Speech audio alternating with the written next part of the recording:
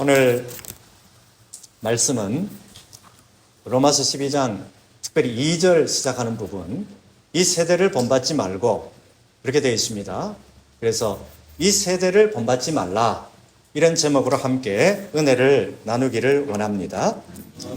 우리가 이제 인생을 살아간다라고 하는 것은 어떻게 보면 하나의 신비가 아닐 수가 없죠. 태어나면서부터 지금까지 수많은 시간을 지나오면서 수많은 사람들을 만나고 또 수많은 사건들을 경험하면서 이제 지금의 나 자신이 있는 거 아니겠습니까? 그래서 정현종 시인이라는 분은 방문객이라고 하는 시에서 이렇게 말합니다. 사람이 온다는 것은 실로 어마어마한 일이다. 그는 그의 과거와 현재와 또 그의 미래가 함께 오기 때문이다. 한 사람의 일생이 오기 때문이다. 이런 말을 했습니다. 그렇습니다. 한 사람을 만난다라고 하는 것은 그 사람이 지금까지 살아왔고 지금도 살고 있고 앞으로 그 사람이 살아갈 그 사람의 인생 전체를 만나는 것. 이게 바로 사람을 만나는 거다. 이 결코 쉽게 생각할 문제가 아니다. 이거를 알 수가 있습니다. 이렇게 귀한 존재가 바로 사람이라고 하는 거죠. 근데 이 사람은 누구나 할 것 없이 그냥 가만히 있으면 어떻게 될까요? 가만히 있으면 가만히 있게 되는 게 아니라 가만히 있으면 이 세대를 본받게 된다. 바로 그 말씀입니다. 가만히 있으면 자동적으로 이 세대를 본받게 돼요. 안 배워도 이 세대의 문화를 따라가게 되고요. 이 세대가 추구하는 가치관, 이 세상이 추구하는 인생관을 따라가게 되어 있습니다. 여러분, 어린 자녀들을 키울 때 다 경험했지 않습니까? 애들을 키울 때 어떤 특징이 보입니까? 좋은 거는 가르쳐야 하죠. 그렇죠? 그 몸에 딱 배도록 훈련을 시켜야 그 좋은 일을 하게 됩니다. 근데 나쁜 거는 어떻게 됩니까? 가만히 놔두면 나쁜 거는 지가 알아가지고 다 잘합니다. 그렇죠? 이 바로 그런 거죠. 이게 나쁜 거는 안 가르쳐줘도 알아가지고 잘하게 되는 거예요.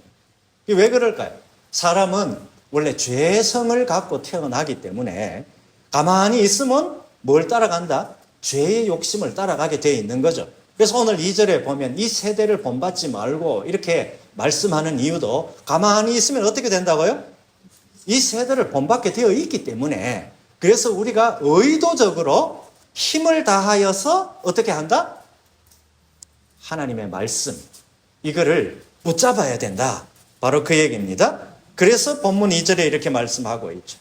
이 말씀은 악한 세상의 풍조를, 가만히 있으면 악한 세상의 풍조를 따르게 되는데 그거 따르지 말고 구원받은 자의 정체성을 꼭 붙잡고 살아가라. 바로 그 말씀입니다. 여기 이제 이 세대를 본받지 말고 할 때 이 세대라고 하는 거는 이제 무슨 뜻인가 하면 이 세상의 방식, 이 세상의 양식, 이 세상이 추구하는 방향성, 이거를 이 세대라. 바로 그렇게 표현하고 있는 겁니다.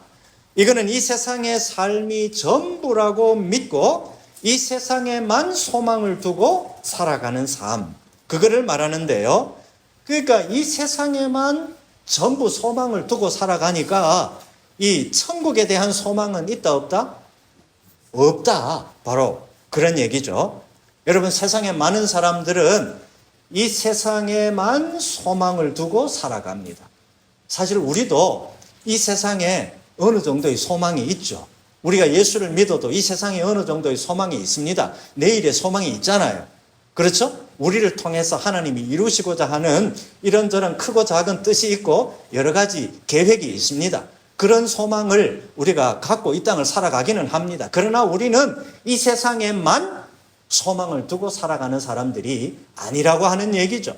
이 세상에도 소망을 두지만 그러나 궁극적인 소망은 어디에 두고 있다? 하늘나라, 천국에 소망을 두고 살아가는 사람들이 저와 여러분 예수 믿는 사람들이다. 바로 그 얘기죠. 여러분, 그런데 이 세상에만 소망을 두고 이 세상이 전부라고 믿고 살아가게 되면 어떻게 되느냐 하면은 문제가 심각해져요. 뭔 문제가 심각해지는가 하면은 어떤 사람이 인생을 잘 살았냐 못 살았냐 그 여부를 따지는 것, 그 여부를 판단하는 것도 이 세상의 기준에 따라서 판단을 하게 된다. 바로 그 얘기입니다. 이 세상의 기준이 어떤 기준인데요? 이 사람이 얼마나 높은 자리에 앉았는가, 얼마나 높은 자리에 올라갔는가, 이 사람이 얼마나 영향력 있는 사람이 되었는가, 이 사람이 얼마나 대단한 일을 했는가, 이 사람이 사람들 보기에 엄청난 뭔 일을 했나 못했나.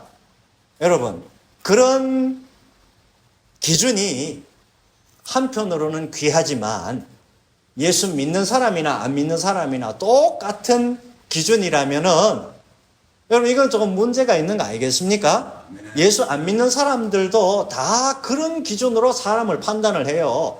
사람을 딱 보면 이 사람이 어느 정도로 높은 자리에 앉았냐, 어느 정도로 영향력 있는 사람이냐에 따라서 사람을 존중하기도 하고 사람을 그냥 멸시하기도 하고, 이런 식의 사고가 세상의 대부분의 사람들, 세상에서 작동하는 그런 방식 아니겠습니까? 사실 이게 세상에서는 어떻게 보면 자연스러운 현상입니다. 그리고 저와 여러분도 어느 정도 그런 이 세상 방식에 우리도 모르는 사이에 사실 상당 부분 훈련되어 있어요. 부정할 수 없습니다. 솔직히 안 그렇습니까? 그렇습니다.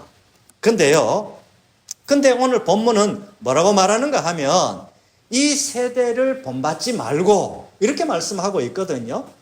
그러니까 이 세상이 추구하는 방향, 이 세상이 추구하는 방식, 이 세상이 추구하는 그 길, 그거를 따르지 말아라. 그렇게 우리에게 요구하고 있다고 하는 얘기입니다.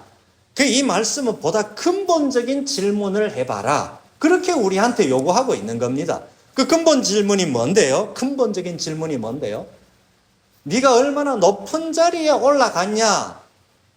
세상에 살 때 하나님이 우리를 부르시는 날 우리한테 그런 질문 하시겠습니까?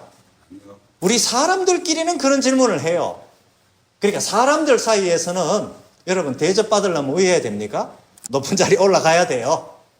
예? 영향력 있는 사람이 돼야 돼요. 안 그렇습니까? 사람들 사이에서는 내가 영향력이 있어야 됩니다. 그러나 하나님이 우리를 부르실 때, 또 하나님이 우리를 보실 때는 어떤 기준으로 우리를 판단하시냐 하면 네가 얼마나 세상에서 살 때 높은 자리에 올라갔냐, 네가 얼마나 세상에서 영향력 있는 삶을 살았냐, 이 말씀을 하는 것이 아니라 내가 네한테 맡겨준 일을 얼마나 제대로 잘 감당을 했냐, 이거를 우리한테 질문을 하신다. 바로 그 얘기입니다. 하나님의 질문이 오늘 세상 사람들이 우리한테 하는 질문하고 다른 게 바로 여기에 있다 이거죠. 근데 우리도 예수를 믿는다 하지만 까딱 잘못하면, 까딱 놓쳐버리면 어느 질문을 더 중요하게 생각한다고요? 네가 얼마나 높은 자리에 올라갔냐, 네가 얼마나 사람들이 보기에 부러워하는 어떤 상태에 네가 되었냐, 그 질문만 붙들고 있으면 그것만 우리가 추구하게 될 거 아니겠습니까? 근데 그렇게 하면은 그게 어떤 거다? 이 세대를 본받는 게 바로 그런 거다. 바로 그 말씀이. 근데 오늘 본문은 뭐라고 말씀합니까? 이 세대를 본받아라? 아니요, 본받지 말아라. 그보다 더 중요하고 더 근본적인 질문을 항상 해봐라. 오늘 저와 여러분한테 그렇게 말씀하시는데, 내가 네한테 맡겨준 일, 남이 네를 볼 때는 별로 하찮은 일이고 다른 사람이 네를 볼 때는 그거 변변찮은 일이라고 말할지 몰라도 내가 네한테 맡겨준 일이기 때문에 다른 사람이 아니라 내가 네한테 맡겨줬다. 하나님께서 우리 각자에게 그렇게 말씀하시기 때문에 그 일은 내가 하나님께로부터 받은 일이기 때문에 그 일이 귀한 거죠. 이 여러분 생각을 갖고 이 질문을 우리 자신한테 해야 지금 내가 하나님께로부터 받은 그 일에 최선을 다할 수 있는 거 알겠습니까, 여러분? 이게 근본적으로 중요한 질문이다. 근데 오늘날 우리가 예수를 믿으면서도 이 근본적인 질문을 붙잡기보다는 세상의 질문을 붙잡고 살아갈 때가 너무 많다고 하는 얘기입니다. 사실 뭐 우리가 하나님 말씀대로 다 잘 안 하니까 하나님이 이런 말씀을 우리한테도 주시는 거 알겠습니까? 저는 여러분이나 하나님 말씀대로 다 해버리면 이 말씀을 하나님 우리한테 주실 이유가 없다 아닙니까? 안 그렇습니까? 그렇잖아요. 그래서 오늘 이 세대를 본받지 말아라. 그렇게 말씀합니다. 여러분, 그래서 오늘 우리가 특정한 자리를 차지하면 마치 자기 인생의 목표를 다 이룬 것처럼 의기양양해하는 그런 사람들을 볼 수가 있습니다. 여러분, 그러나 하나님이 우리에게 이런 자리를 맡겨주시고 저런 자리를 맡겨주시고 이런 상태에 우리를 높여주시기도 하고 우리를 이렇게 낮춰주시기도 하고 사도 바울이 그렇게 고백했잖아요. 내가 높은 데 처할 줄도 알고 귀한 데 처할 줄도 알고 저 천한 데 처할 줄도 알고 배부르며 배고프면 모든 것에 내가 모든 것들을 다 경험을 해봤다. 하나님이 우리를 이끄시는 대로 귀한 대로 이끄시면 그 자리에서 최선을 다해서 하나님이 나한테 맡겨주신 일이다 생각하고 최선을 다하면 되는 거고 하나님이 나를 때로 낮추시면 여러분 누가 이 세상을 살면서 모든 사람이 처음부터 끝까지 전부 다 귀한 데만 처한 사람이 누가 있겠습니까? 없습니다. 인생을 살다가 보면 아무리 귀하게 보이는 인생이라 하더라도 다른 사람이 모르는 그런 어려움, 그런 엄청난 고통을 겪게 되는 일이 있을 수가 있는 거 아니겠습니까? 남들이 볼 때는 그렇게 고통 가운데 사는 사람이라 하더라도 그 사람이 남이 모르는 그런 행복감, 남이 모르는 그런 만족감, 그런 거를 누리면서 살아갈 수가 있다고 하는 얘기입니다. 아멘. 여러분, 이 세상에 우리가 생각할 때는 우리나라 같은 경우는 자본주의 사회, 자본주의가 극도로 이렇게 발달한 사회가 우리 사회 아니겠습니까? 근데 예를 들어서 저 가난한 나라, 아프리카 같은 나라, 저 아시아에서도 뭐 네팔이라든지 뭐 미얀마라든지 뭐 이런 힘들게 사는 나라 사람들은 다 뭐 행복하지 않을 것 같죠. 근데 그렇게 아니라는 거예요. 아무리 힘들게 살아도 그 힘든 조건 속에서도 나름의 행복을 느끼고 나름의 어떤 의미를 갖고 살아가는 사람들이 많이 있다고 하는 얘기입니다. 그래서 오늘 특정한 자리, 특정한 상태가 되면 마치 내가 내 인생의 목표 모든 것을 다 이루었 양 그렇게 생각하는 사고는 안 믿는 사람이나 똑같은 생각이다. 바로 그 말씀입니다. 하나님이 우리를 높여주셨구나. 그러면 내가 하나님이 나를 이렇게 높여주신 이 자리에서 내가 뭘 해야 되지? 이거를 질문하고 이거를 생각하고 이거를 추구하는 게 바로 저와 여러분 예수 믿는 사람이 안 믿는 사람하고 다른 점이다. 바로 그 얘기 알겠습니까? 세상에 안 믿는 사람은 낮은 자리에 가잖아요. 살다가 보면 힘들고 남들한테 뒤통수 맞고 막 이런 일들이 있을 수 있을 거 아닙니까? 세상 사람들은 절망 가운데 빠집니다. 절망 가운데 빠져서 헤어나올 수가 없어요. 그러나 예수 믿는 우리는 어떻게 해야 된다고요? 이것도 다 하나님의 뜻이 있겠지. 하나님이 나를 이렇게 낮추어 주시면 이 낮추어진 이 낮은 자리에서 내가 어떻게 하면 되지? 어떻게 해야 하나님께 영광을 돌리지? 이 생각을 하고 이 질문을 나한테 하는 거, 그게 바로 예수 믿는 사람이 안 믿는 사람하고 다른 근본적인 중요한 질문 아니겠냐? 그 말씀입니다. 그런 것 같습니까, 여러분? 여러분, 그래서 지극히 세속적인 생각, 지극히 세상 사람들이 하는 생각에 머무르는 것이 오늘 저와 여러분이 아니라고 하는 얘기입니다. 아무리 우리가 높은 자리를 차지해도 아무리 우리가 남들이 부러워하는 상태가 된다고 하더라도 결국 사람은 누구나 죽음이라고 하는 이 관문 앞에 이제 서게 되어 있습니다. 그때가 되면 아무리 높은 자리, 아무리 이런저런 남들이 부러워하는 그런 조건, 이 모든 것들이 하나같이 한여름밤의 꿈에 불과한 거였구나. 그때 가서야 비로소 우리가 진실로 뼈저리게 깨닫게 되는 거죠. 그래서 오늘 말씀은 뭐라고 말합니까? 그때가 되기 전에 너희들은 어떻게 해라고 우리한테 말씀하신다고요? 이 세대를 본받지 말고, 그렇게 말씀하고 있는, 이 말씀은 세상 사람들이 추구하는 삶과는 다른 삶을 사는 게 예수 믿는 사람이 사는 삶이다. 오늘 우리에게 그렇게 말씀하고 있는 겁니다. 여러분, 바울 서신에 거의 공통적으로 등장하는 수신자, 이 바울 서신, 모든 바울 서신의 수신자가 누군가 하면 바로 성도라고 하는 겁니다. 성도에게 이 바울 서신을 다 기록했다, 그 얘기입니다. 로마서 1장 7절에 보면 성도로 부르심을 입은 모든 자에게 이 편지를 쓴다. 바울이 그렇게 말합니다. 로마에 있는 성도들에게 편지를 쓴다, 이 얘기예요. 고린도전서 1장 2절에 보면 고린도에 있는 하나님의 교회, 곧 그리스도 예수 안에서 거룩하여지고 성도라 부르심을 입은 모든 자에게 이 고린도서 편지를 쓴다. 바울이 그렇게 말하고 있어요. 고린도 후서에도 똑같습니다. 뭐라고 말하는가 하면 고린도후서 1장 1절, 고린도에 있는 하나님의 교회와 또 온 아가야에 있는 모든 성도에게 그렇게 편지를 쓴다고 말하고 있고요. 또 에베소 1장 1절에도 에베소에 있는 성도들에게 이 편지를 쓴다.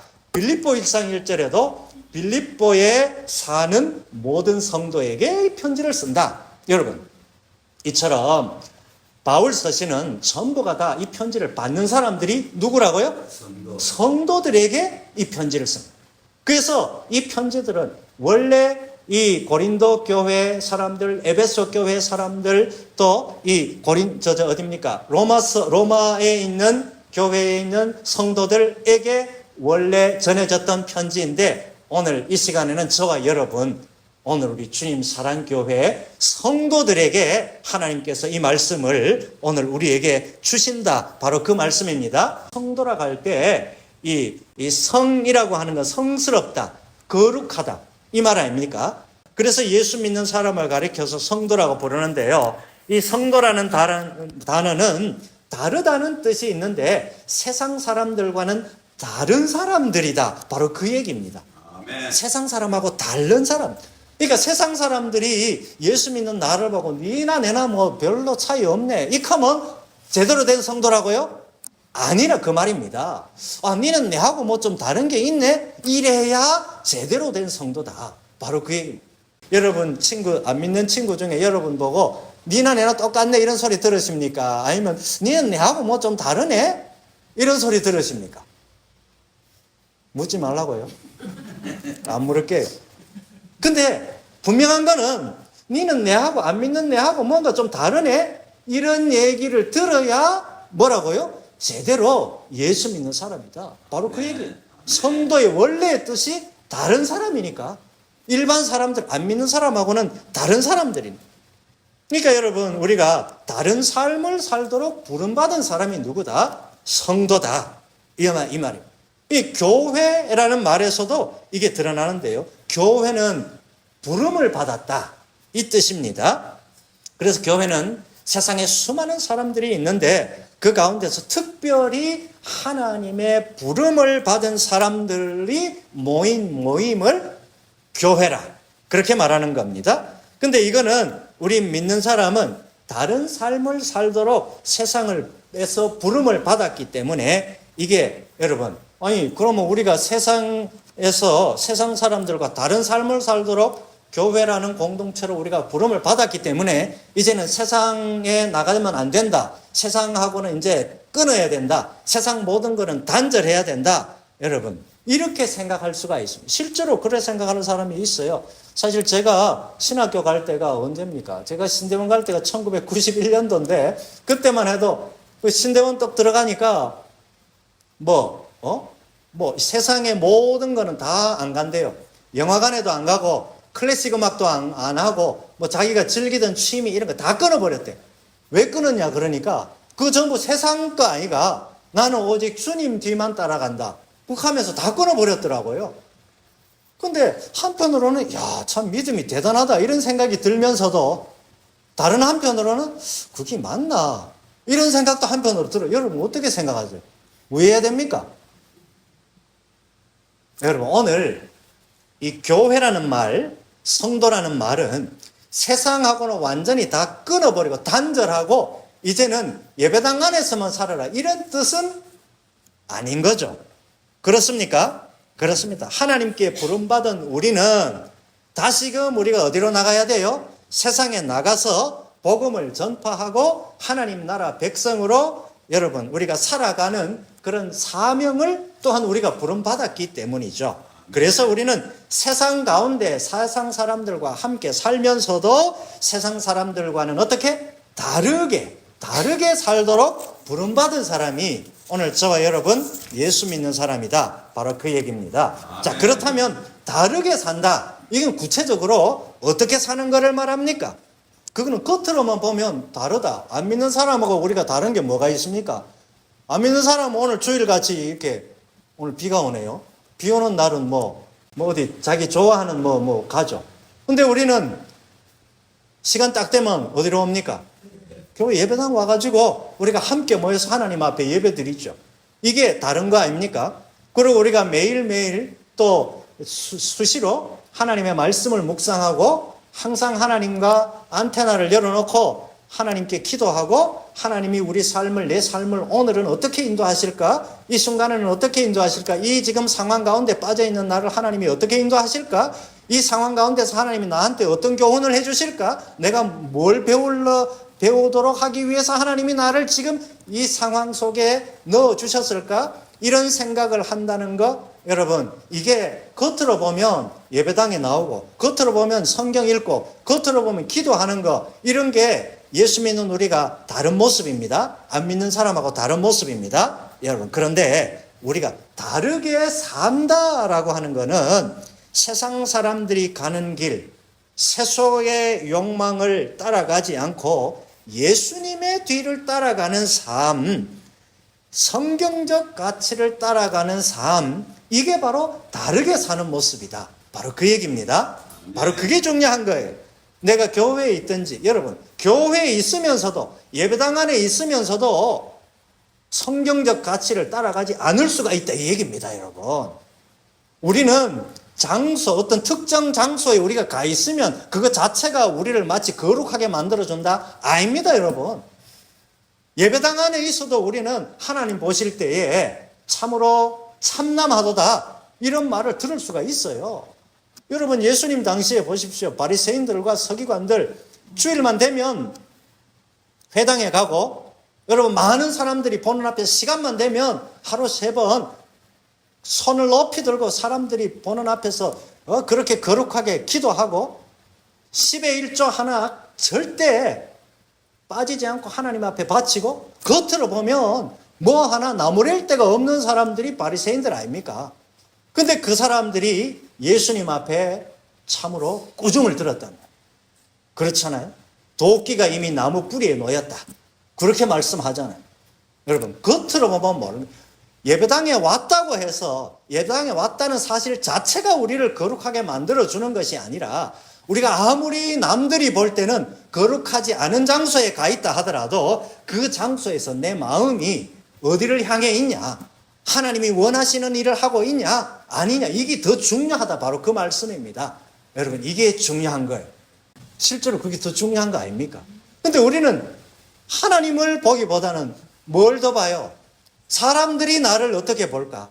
이거에 더 많은 신경을 쓰고 있는 거예요. 이게 사실 하나님 보실 때는 참 우스운 일 아니겠습니까? 하나님 보실 때는 우스운 일이에요. 그런데 여러분, 우리가 이거를 항상 생각해야 됩니다.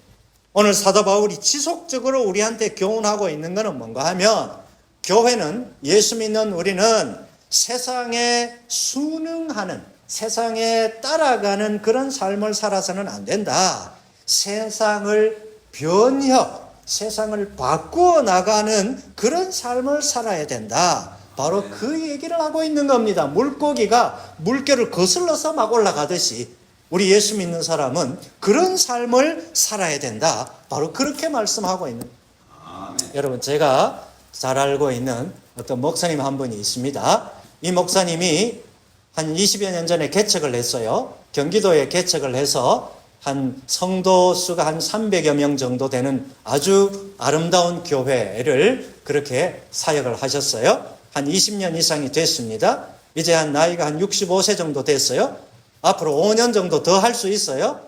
근데 이 목사님이 5년 일찍 은퇴를 하셨어요. 문제가 있어서? 아니요. 아무런 문제도 없습니다. 모든 성도가 다 좋아합니다.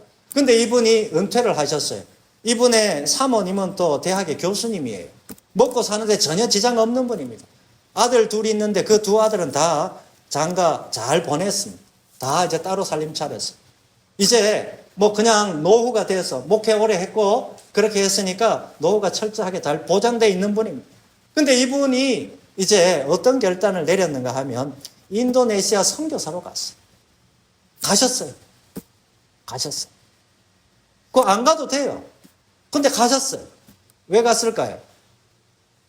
모르기는 해도 아마 나는 내 인생을 다르게 살도록 부름받은 그런 하나님의 부르심에 내가 응답하는 삶을 살아야 되겠다. 바로 그 생각으로 그 목사님이 그런 결단을 내렸으리라 생각을 합니다. 여기에 있으면 누릴 것, 마음껏 누릴 수 있는 분입니다. 근데 그렇게 하지 않았다. 바로 이게 바로 예수 믿는 우리가 두 나라를 동시에 살아가는 우리 믿는 사람의 모습이라 바로 그 얘기입니다. 여러분, 초대교회는 당시에 이 유대 사회를 완전히 뒤집어 놓았어요. 어떻게 해요? 교회라고 하는 데를 가면 당시에 이 유대인들이 다니는 회당 있죠? 유대교 회당에서나 이방 종교에서는 볼 수 없는 놀라운 현상이 어디에 가면? 교회만 가면 이제 펼쳐지게 되는 겁니다. 교회에 가니까 성도들 사이에 신분이나 계급이나 세상의 신분, 세상의 계급 이런 거 완전히 계급장 다 띄고 서로 이제 한 형제, 한 자매로 서로가 서로를 섬기는 누구나 대접을 받는 곳이 어디다? 교회라는 거예요. 여러분, 초대교회 당시 유대사회는 철저하게 계급사회입니다. 어떤 계급에 속해 있는가에 따라서 그 사람의 인생이 딱 태어나는 순간 결정되는 거예요. 그래서 그 계급, 자기 계급보다 더 높은 자리에 있는 사람하고 만날 수도 없고 터놓고 얘기할 수도 없고 사회 자체가 신분사회니까. 근데 어디만 오면 딴 데 가면 이런 일이 있을 수가 없는데 교회만 오면 세상에서 제일 잘 나가는 그런 사람도 세상에서 제일 못 나가는 그런 사람도 서로 뭐가 되더라? 형제가 되더라. 자매가 되더라. 예수 안에서 한 형제 한 자매가 되더라. 이 사실 자체가 유대 사회를 발칵 뒤집어 놓은 거예요, 사실은. 당시 유대교에서 그렇고 당시에 여러분 보십시오. 유대교에서는 병든 자, 특별히 이제 신체적인 불구가 있는 자, 그런 사람은 회당 안에 들어오지도 못하게 만들었어. 근데 교회는 신체적인 불구, 정신적인 장애, 누구나 어떤 조건에 있든지 모든 사람을 다 교회로 데리고 왔고 그 사람들은 하나의 인격체로 존중받는 그런 장소가 어디였다? 교회 공동체라. 다른 데는 그런 데가 전혀 없어요. 어디를 가도 그런 게 없어요. 근데 교회만 오면 그런 일이 있었다라고 하는 얘기죠. 그러니까 유대 사회에서는 이 교회라는 데가 완전히 세상 그 어디에서도 맛볼 수 없는 천국의 그런 모습이 교회에서 작동되고 있었기 때문에 여러분, 그래서 사회에서 냉대받던 사람들 예배당에 와서 형제 자매로 대접받으니까 얼마나 좋았겠습니까? 얼마나 좋았겠어요. 주일날 교회 오면 다음 주일날 또 안 기다려졌겠습니까? 기다려졌겠죠. 초대교회의 이런 모습이 당시의 유대 사회를 완전히 뒤엎어 놓고 뒤흔들어 놓았던 것. 그것만이 아닙니다.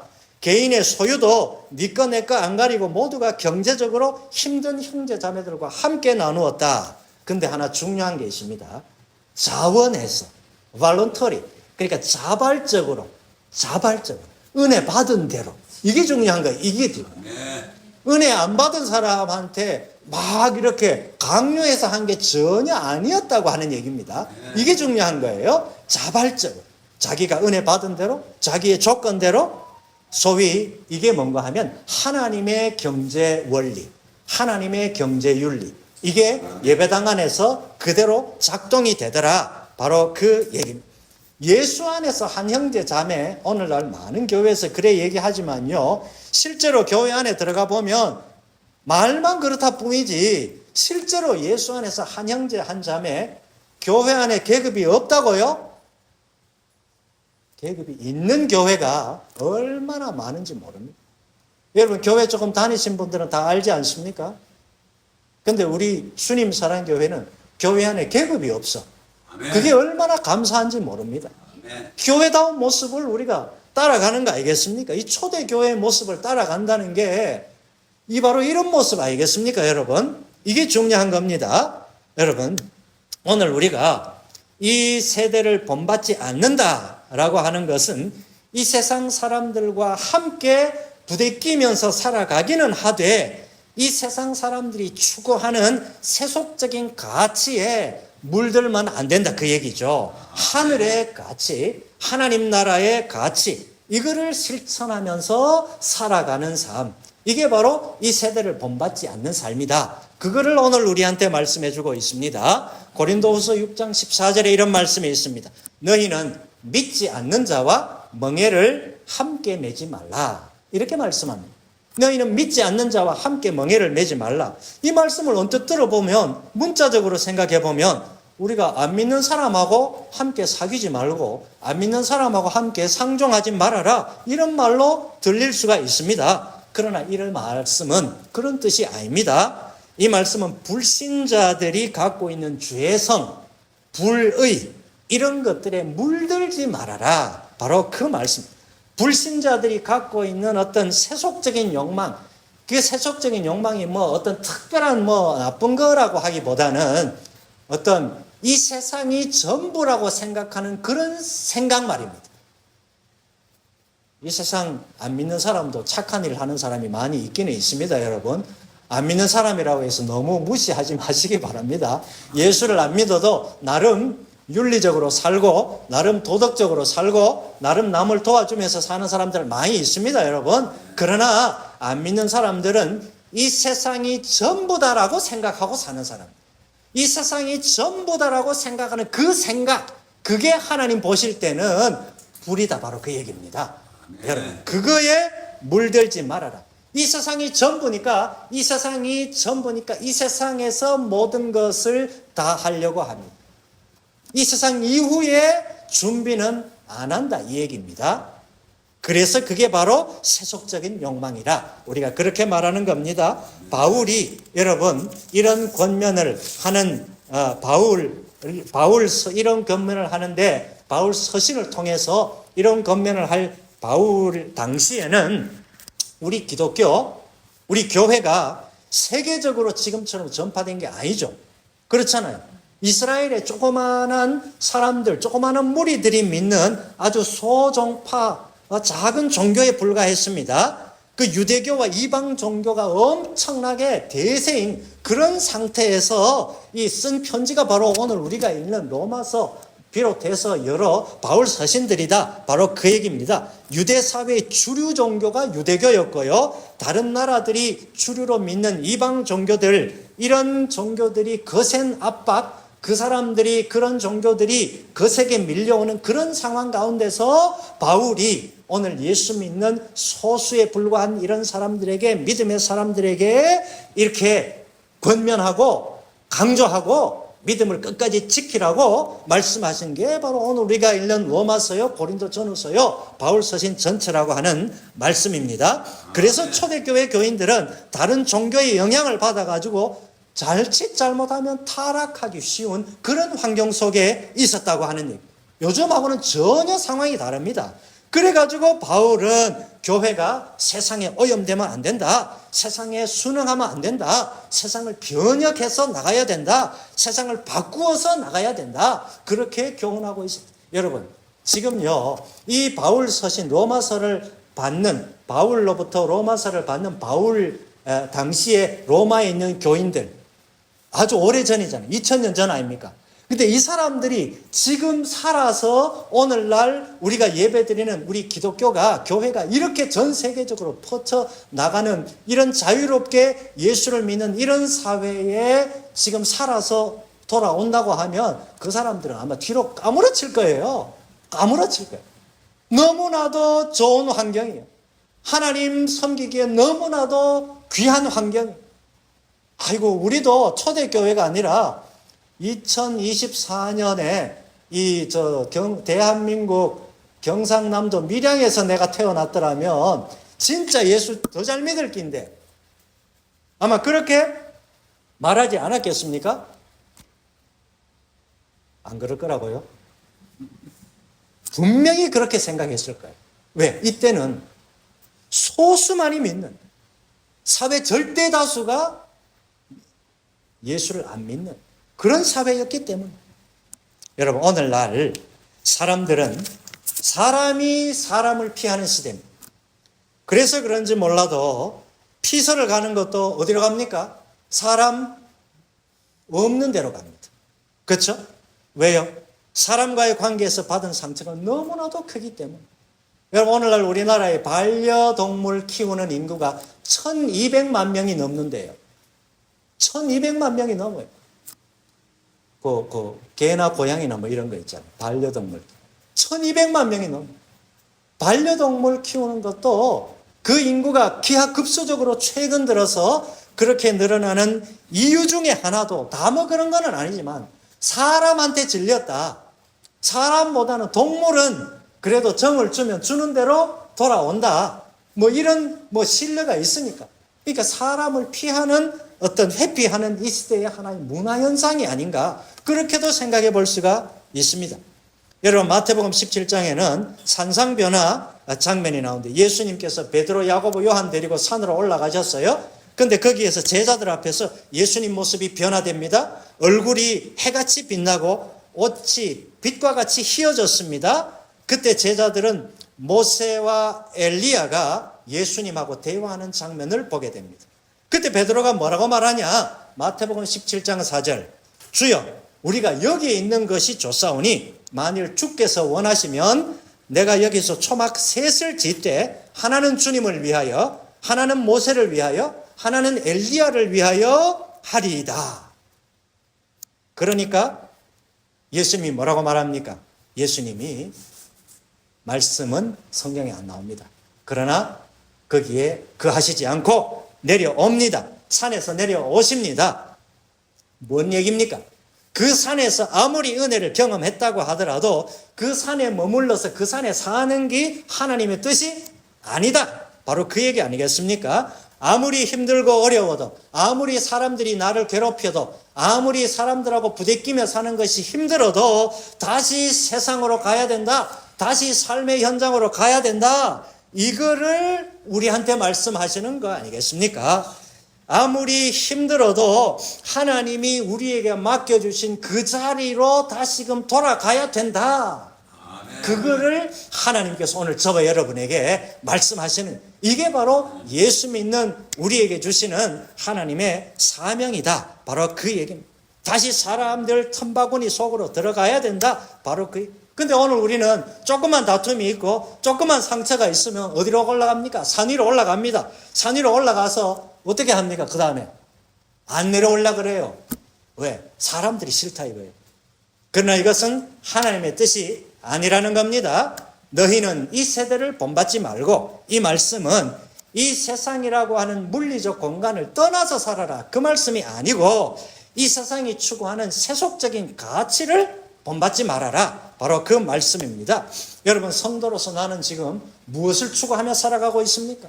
내가 성도라고 하지만 세상 사람들이 추구하는 것과 똑같은 것을 혹시 추구하면서 살아가고 있지는 않습니까? 여러분, 내가 혹 그렇다면 이거는 상당히 심각한 문제가 아닐 수가 없습니다. 우리는 더 근본적인 질문을 해야 되는 사람입니다. 더 본질적인 질문을 해야 되는 사람입니다.